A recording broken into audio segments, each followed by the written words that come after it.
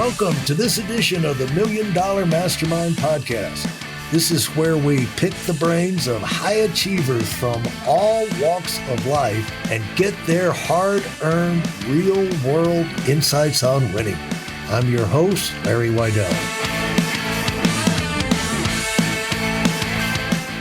When you came through those things, what did you... I know when I was in construction, and we went through the global meltdown in the early 70s, and mainly because of the oil crisis. And between me and you were gone by then, right? Early 70s? Okay, so you won't be offended by this, but I know that the oil crisis, I've always blamed the president, Jimmy Carter, for screwing up the oil policy, but someone has made a passionate argument. It was really Goldman Sachs. Oh, right. But anyway, whoever was responsible, people couldn't get financing. I was in the construction business, and nobody was selling houses because they couldn't get a loan. And, so that put me out on the street.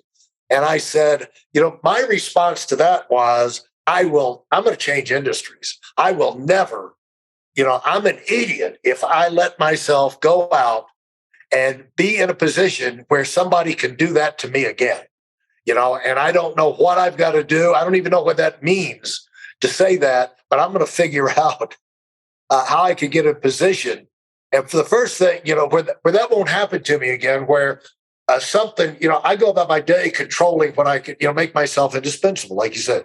But, the one thing I did not have an extra 5 minutes a day for was to keep up with the worldwide oil production and, economic policy in the Middle East.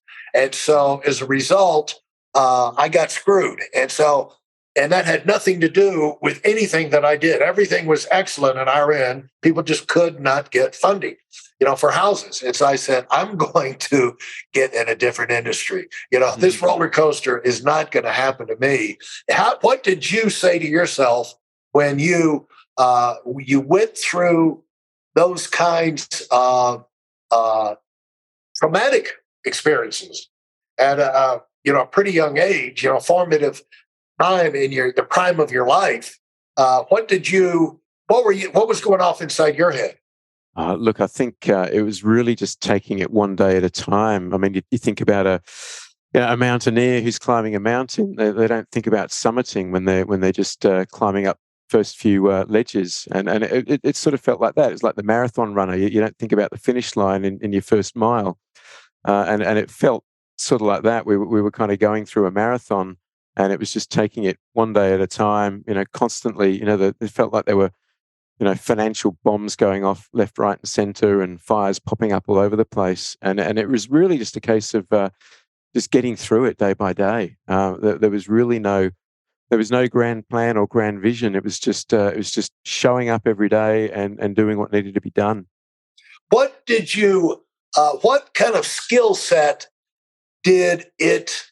Did you realize you were really good at? As you were thinking about as you're coming out the other side of this thing and thinking about other places you're going to go, what kind of skill sets had you developed that really made you unique, made you indispensable? I mean, just resilience, grit, just being able to grit my teeth and get it done. I think was useful in that phase. But what I found really kind of made me look successful was I had an eye for talent, and I think I just had a knack, just a natural knack for getting the best out of people. And what about grit? Where did the grit come from? I mean, it's probably due to my martial arts training, I would think. Martial arts have been a part of my life for most of my life, and that teaches you a certain degree of persistence. Again, martial arts, there's always someone better than you. There's always someone bigger and stronger and tougher. And that I think does help to build resilience and grit and persistence. Well, you also you come across as someone that is not, that is very hard, very grounded, let's say, and you would be very hard to get unbalanced in the ring. It would seem like that, and it would seem like in a business situation, crisis comes in, warheads come through the window and blow up, that you're not the kind of person that is likely to panic and lose control. And that is something you're conscious of?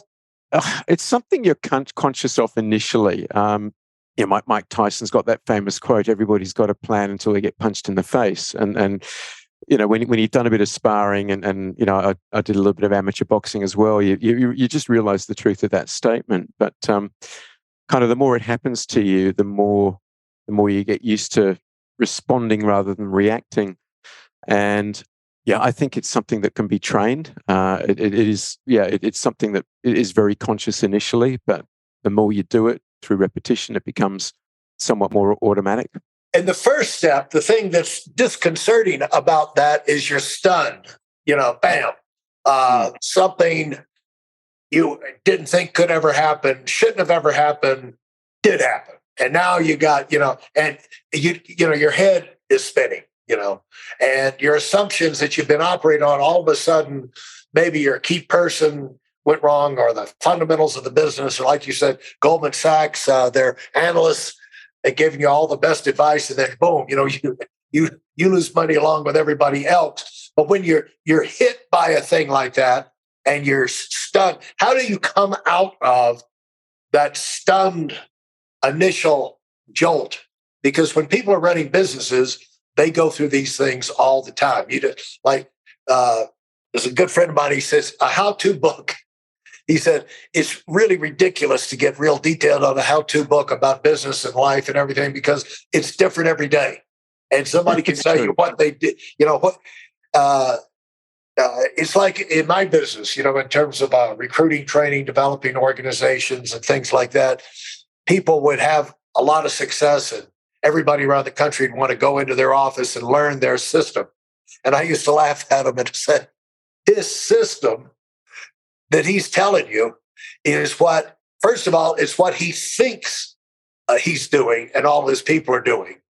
But right. Most of that stuff, he's taught them, they've heard it, and they're really doing a whole lot of different things. But he's sitting up over here and he thinks they're doing it this way. And so that's one thing. And because people can't even copy. So, you want to copy someone else's. It's really hard to just copy someone else, even a script you read, It's like a song. They have songs that bands cover. It comes out different. They don't sound the same. You can tell. And so people put their personality and energy and everything into it. But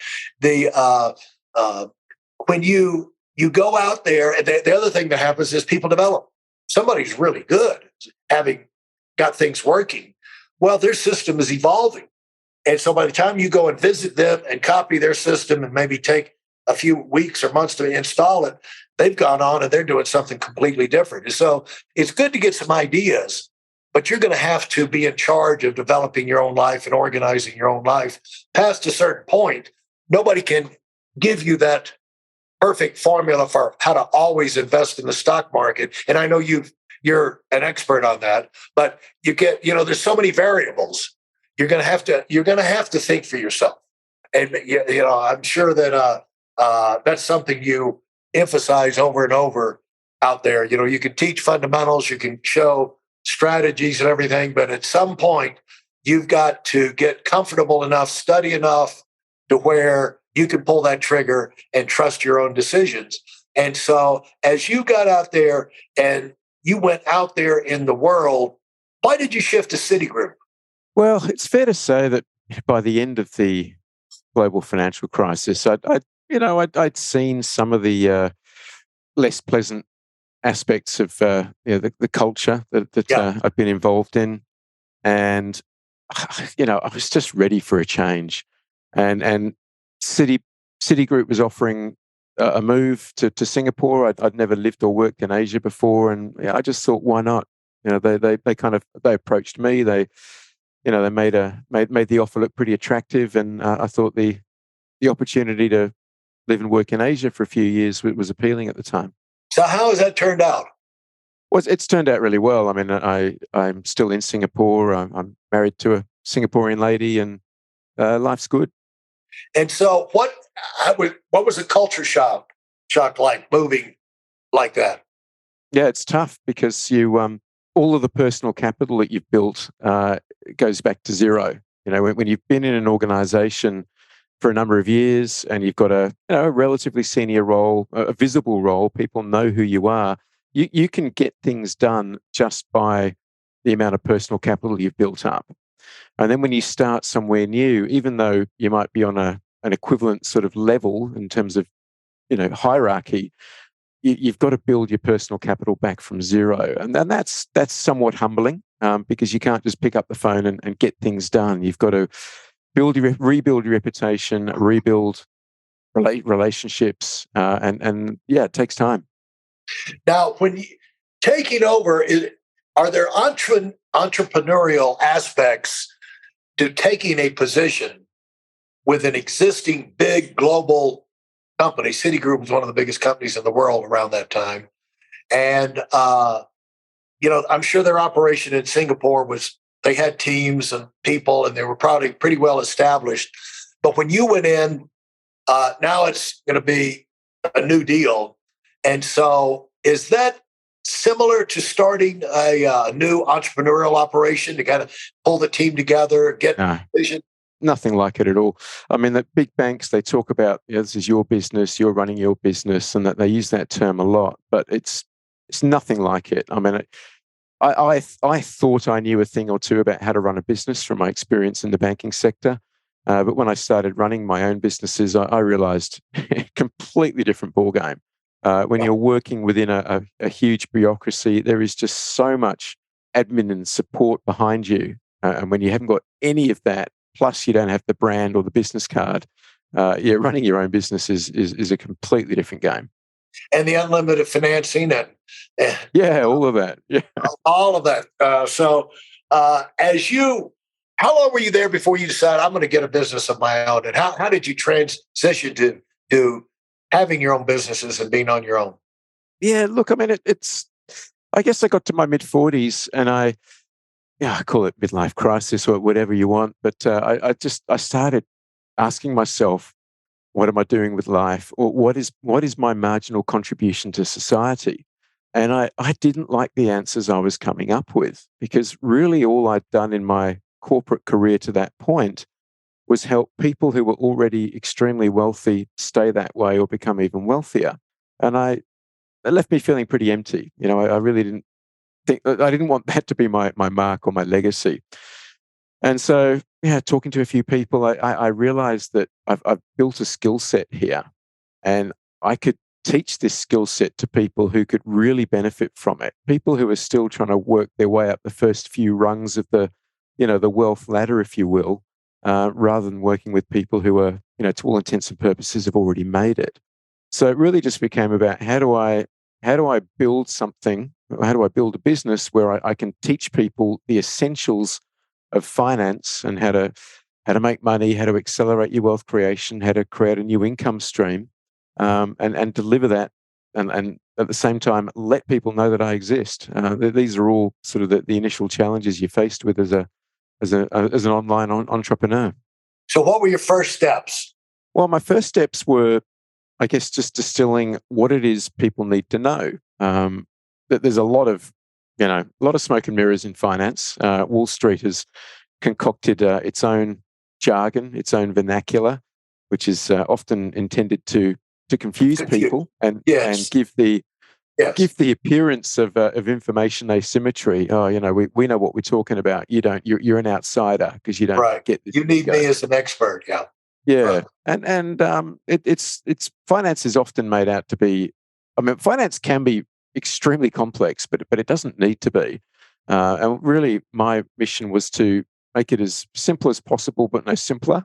Taking taking inspiration from Einstein there, and then work on a way to deliver it to people. And so, how did you see that? How did you distill that, and then how did you go forward with building a business for them? Well, another thing that I realized about myself at this time is that I've always loved teaching. I loved and appreciated working with some wonderful martial arts instructors, and I became a Jeet Kune Do instructor myself. So I'm a certified Jeet Kune Do instructor, and even I realized when I was learning to kite surf a few years ago, look, I'm a terrible kite surfer. I've got no business teaching anyone how to do it. But as I was learning, I was actually thinking to myself, how would I teach someone how to do this? How would I explain what I'm doing to somebody else? And I've always loved this imparting of knowledge. And I think one of the most rewarding things I've found is when you see the light bulb go off in somebody's head, when the penny drops, you see them get it. I just find that incredibly rewarding. And for So, people who don't know, like me, Jeet Kune is JeetKunedo, and I assume that's a form of martial arts. yeah, that's the martial art that Bruce Lee developed. Oh, okay. Yeah. So Bruce Lee, he was an amazing martial artist, but he developed his own martial art that he called Jeet Kune Do, the way of the intercepting fist, which is sort of a hybrid of kung fu, fencing, and Western boxing. And is that something you continue to improve on your entire life, or do you reach a level and that's pretty much it? You always learn, you always improve, you always change. It's like trading. You never stop learning. You never get stale. There's always someone or something that can teach you a lesson, and usually the biggest lessons come just when you think you know it all. Thanks for listening to the Million Dollar Mastermind. If you felt there were any valuable takeaways from this episode, please take a minute and leave us a 5-star review. Your feedback is important and really helps us get the word out to a wider audience. Remember, we have a valuable webinar that is absolutely free. Register for it right now at weidelonwinning.com. Thanks for listening.